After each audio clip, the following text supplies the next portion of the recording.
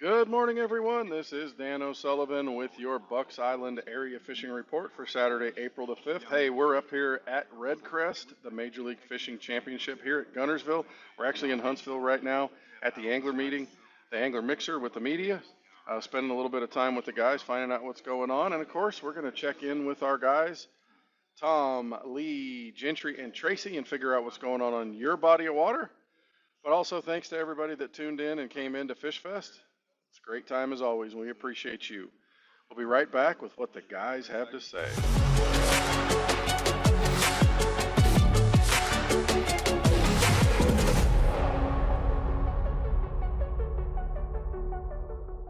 Hey, first of all, I want to thank everybody that came out to Fish Fest. It was a wonderful day. We heard some great crappie tips from this guy. And of course, he spread love all over that floor out there, talking to all you people and sharing more fishing tips. We're going to talk about Lee Pitts and what's going on Neely Henry and Weiss Lake. Lee, let's start at Neely Henry today. What's going on there? Well, I'm glad you picked to start at Neely because Neely's starting to kind of shine a little bit. The water is still a little low, Hmm. but with the crappie end of it, we're starting to catch some long lining, pulling in some of the shallower bays right now. And what I'm looking for these bays in that 4 or 5 foot of water that's got some of the runoffs that kind of go in the pockets in that shallow water, because these crappie are really funneling in right now. Once again, we're looking. The weather's getting right, the water temperature's getting right. We're starting to see a lot of fish that we're catching right now that have got eggs in them, so they're getting up on the banks. You're looking at places like some of the riprap banks. They really like to get on that midday. Your wood cover, your man-made structure, your brush piles, your docks, things like that. These fish are really getting on the wood right now. So once again, you got a multiple of ways to catch them. We're long lining, we're throwing a float, and also we're taking those Bobby Garland, the minimizers, slab slayers, the baby shads, and we're shooting these docks. So if you're a crappie fisherman that likes to get out there and put some in the bucket, right now is when you need to be on Neely.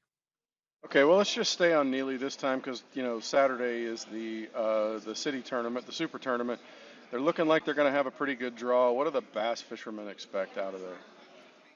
It's a little strange right now. The water being low, some of these fish hadn't really wanted to jump up on the bank. Right. I've been there some this week, and I'm catching a lot of bucks. I'm mixing it up like when I've had my crappie trips. I'll say, "Hey, I got a bass rod or two in the boat. I'm gonna hit it for a little bit."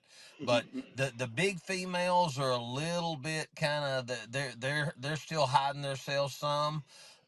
You got fish getting up on rock, you got fish getting in the pockets, but some of the bigger fish are still holding out there off a little bit. That water fluctuation, I believe, is what's kind of keeping them back.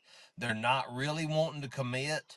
Spinnerbait bite's been good. Still that little flat side crankbait, and a lot of guys are pitching plastics. I think it's going to be one of those tournaments where when you land on the right little pocket and catch those two or three big 5, 6 pounders and then finish it up with a couple of solid threes. But who knows? It could be one of those things with the weather getting right. The second day we're going to have a little bit of wind. It may get ugly. It may get real ugly. I bet it's going to take 22 to 24 a day to win that tournament. I, Lee, I think so. I appreciate everything. We're going to skip Weiss Lake because of what's going on at Neely Henry this week, but thanks for the time, and we appreciate it, brother. Hey, we're up here at Red Crest. We're in Huntsville right now at the Angler Media Mixer. We're talking to a guy that knows this lake. The competition waters is going to be on Guntersville. So we had Big Bass Splash. We got last week. We got Red Crest and those anglers competing for $300,000. Tom, what did we see out of Big Bass Splash, and what are we going to see out of Red Crest this week? Big Bass Splash is always just it's a huge undertaking, a bunch of boats, people catching fish everywhere. The biggest thing about that thing was everybody was bringing in 3, 4 pound fish. Hmm. A 5 pound fish was probably going to get you a slap on the back and, a attaboy. There were just so many big fish that were brought in, and it was eight something that won, but there was just not. So there wasn't anything really huge beyond that, but everything was really in that 4, 5, 6 pound range, and that just shows you how strong the lake is right now. It's just been incredible. Last week, the fish really were making that move. There were a lot of fish getting up shallow, or a lot of fish that were coming out. We've seen a few fish that were post spawn, but the majority are all just fat, fat and happy and ready to, have some babies. This week here with these fellas here, going to catch some really big fish. I think they're hitting Mm-hmm. it at the perfect time. It's just wide open. I think you'll be able to catch fish, from your deeper holes, maybe some fish that finished up a little bit early. But I think the majority of the fish and the majority of the damage is going to be done up in that shallow water, a little bit skinnier water, maybe out to that 4 foot range. But it's going to be it's going to I can't wait. I can't wait to just to see who finally pulls this thing off. But you're going to see a lot of different methods that these guys are going to use to catch fish. I mean, and that will really showcase Guntersville as a lake that always has many patterns and is super strong right now. Yeah, I think you're definitely going to see some swim bait, glide bait action. You're definitely going to see bladed jigs, some crankbaits going. You're also going to see forward-facing sonar being employed. Of course, they get one period to do that. So it's always going to be an interesting mix. You're going to have a mix there of post-spawn and pre-spawn You're fish going when to it have comes to that. big bait fish. It's going to be, the wacky rig. That's going to be. You're going to see a lot of that. You're going to see some underspins, some swim baits. You might even see a few guys out there throwing a spinner bait, or even throwing a rattle trap around a little bit. But I think there's easier ways to catch them right now than that for sure. Well, and I imagine that you'll see some crappie fishermen around the causeways and everything too. Tom, we appreciate everything, and we will talk to you next week. Hey, for those of you that came out to Fish Fest, thank you so much. We got to see you guys there. We know you got to see Tracy Robinson. Tracy's actually working with somebody on some electronic stuff. We appreciate everything Tracy does for Bucks Island. Right now, we're going to appreciate a little more Tracy's expertise to talk about Logan Martin and Lay Lake and help you guys put some fish in the boat. Tracy, let's start at Logan Martin. What's happening? Yep, Logan Martin still pretty good bite going on with a bass, Dano. Um, you can catch them several different ways, like we've talked about over the past few days, weeks. You can put down with the Cincos and catch some of those fish that are thinking about moving up there to spawn. We mentioned it every week, though. Logan Martin, those fish just really don't commit until that water comes up. So we're still, probably 2 to 3 weeks away before that water comes up and those fish really hit head to the banks to do the spawning. But you can catch those fish still. They're kind of got their nose headed that way. You can catch them up there on with some shallow crankbaits and some Cincos. The funner bite for me right now is just getting on the bank with a top water, with a spook, with a vixen, and just going with it. And a lot of spots just cruising the banks. They're wanting to spawn too, but there's just a ton of spots up there on the seawalls. Even with the water down, you're still getting just lots of blow ups. You can catch them anywhere from 10 inches to 3 pounds. Not catching any of those giant, 4 and 5 pound Coosa River spots, but those seawall type spots, they're a lot of fun right now. So in that I call it mid lake from Pell City Park, maybe 2 miles north of there to the Stanley Bridge. That's kind of the more productive area right now. Got a little bit of weather coming in, over the next few days, so that may slow it down a bit. I think we're getting back down to freezing temperatures again, so we'll see what happens with that. But right now, the bite's good on Logan. Both spots and largemouths kind of getting ready to do their thing on the bank. A lot of crappie fishermen, you can see them. They're all on the causeways fishing the rocks. So I see a lot of bobbers out there, a lot of minnows, a lot of jigs being thrown too. But most everybody seems to be up in that shallower water with the crappie, probably getting ready to do their thing as well, Dano. All right, let's turn to Lay. We got about 45 seconds left. Tell me what's going on at Lay in a nutshell. Yep, lay. We got some post spawners already moved out, catching a few really skinny fish. Also catching some fish that are just moving up with this newer full moon rolling in. So a little bit of two different phases going on there, but both phases being shallow. Fish are up there shallow. The swim jig, the frog, the grass, the hard bottoms, very back as far as you can possibly go. Lays pretty stable on the water level, so those fish they don't get too scared to head as far back as you can go. So recommending on bass, go until you hit bottom and then throw as far as you can. So that's kind of the key deal at Lay right now is grass and the spawn bite.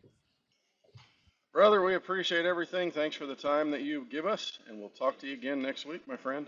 Hey, we're joined by Gentry Gordy and his lovely daughter Ella Kate. Going to talk a little bit of fishing on Lake Martin and Jordan Lake. Ella, is he going to tell us the truth? Maybe. Yeah. All right, let's start at Lake Martin. Gentry, tell us what's going on. Man, put your sunglasses on, Dano, and get up shallow. You can catch them deep if you want to, but I don't know who would this time of year. I mean, they're everywhere. There's bedding fish. There's cruisers. So, I mean, a wacky rig, a jig, and a glide bait or something like that. Just go down the bank, man. Get in the back of the pockets and have fun. Are you seeing bedded fish? Yes. The big ones, or Yes. are they just the bucks getting started? No, they're just bucks getting started. And you'll see a lot of beds, they're not locked on yet. They're cruising right around them. But every now and then you'll see a buck bass locked on. Okay, what's the best thing to target the big fish when the males are up there doing their business? Well, they're close by. A lot of times, if you can see the bed and they're not locked on, you know that female's close by. I usually back off. Man, believe it or not, it goes for Martin and Jordan. A swim jig will actually get bit just crawling it on the bottom. It's close to the back of them pockets. Uh, they may be off of it, like out towards the middle, but swim a jig or swim a crawdad or something like that, or even throw a jerkbait up there in the mud. What are you finding from crappie fishing? Those fish have got to be moving up into some of those areas, right? Yeah, no, absolutely they are. They're right. I mean, they're right behind those bass. Like, going into some of them big spawning pockets, they're set up on those docks. It's got some water around them. All right, let's go to Jordan Lake. What's going on there? Same thing. Get in the back of them pockets, especially over in the new lake, where there's a lot more flat to it. Because Jordan's got a lot of deep pockets in it. But right there in the very back are some of the flats and points going into some of those pockets. I'd keep your eyes peeled. I don't know if you'll see as many at Jordan right now as Martin, but they're up there for sure. But they're more just kind of cruising around at this point.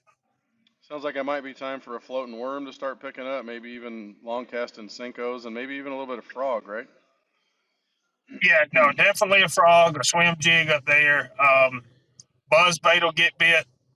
And that's another thing I was going to say is some of those, blow downs that you see in the back of those pockets, definitely put a floating worm on. All right, what about crappie and bluegill? You seen anything there yet at Jordan? I've seen some blue. I ran across some bluegill beds. Didn't see them really on there. I didn't see those dots on my 360 like you usually see when they're locked in. And it may have been an old set of beds, but like Martin, they're right there with them. They're pushing up about halfway back in the pockets right now. Sounds good. Gentry and Ella Kate, we appreciate the time today. Thank you very much. We'll talk to you again next week. Well, that'll wrap up our Bucks Island area fishing report for Saturday, April the 5th. Hey, if you get time, come on by and see us up here at the Icon booth at the Red Crest Expo here in the Von Braun Center. Come see Katie the Boat Lady or Israel. I might even be wandering around just a little bit. But if you're looking for that special deal on a boat, go see Patrick and Melissa. They're in the store there at Bucks Island this week. And then, of course, Pat and the guys in parts and Misty and everybody in service will take care of you. And, of course, go bug Colin and Jamie in the loft if you're looking for that special tackle deal.